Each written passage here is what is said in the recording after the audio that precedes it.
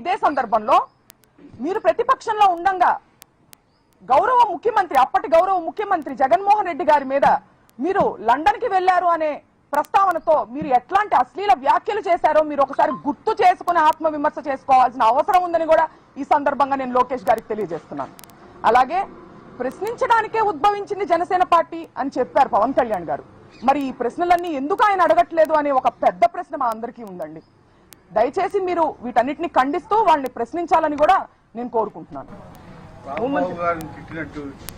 Evidence ఏమన్నా lady దగ్గర మాకు ఇస్తే మేము చర్యలు తీసుకుంటామని సభలో హోంమంత్రి చెప్తారు. అంటే ఆమె తెలియదు అంటారా రాంబాబు గారు తిట్టేసారు? అంటే ఎంత దురదృష్టం అంటే అండి, ఇవాళ ఆవిడ మహిళ ఒక హోమ్ మినిస్టర్, ఒక రాష్ట్రానికి సంబంధించిన హోమ్ మినిస్టర్ అనేది ఆవిడ మర్చిపోయారు. కేవలం ఒక టీడీపీకి సంబంధించినటువంటి కార్యకర్తగానే ఆవిడ స్పందిస్తున్నారు. ఇరుపక్షాల ఉన్నటువంటి తప్పుల్ని ఖండించాలి వివక్ష లేకుండా అనేది ఆవిడ బాధ్యత కాదా? ఇటు పక్కన వాళ్ళ గ్రంథాలయం చైర్మన్ వందన గారు చేసినటువంటి వ్యాఖ్యలు ఆవిడకి చేరలేదా? అవి రెచ్చగొట్టేటివి కాదా?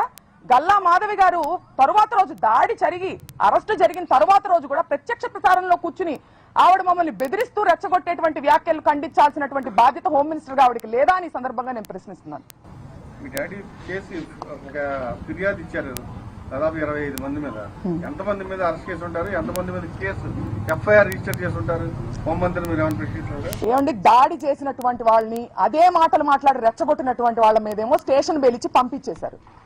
ఈయనేమో దాడి విక్టిమ్ నేమో తీసుకెళ్లి సెంట్రల్ జైల్లో పెట్టడం జరిగింది. ఎటువంటి యాక్షన్ తీసుకున్నారో మీరు చూడొచ్చు కదా, అక్కడ తెలుస్తుంది కదా.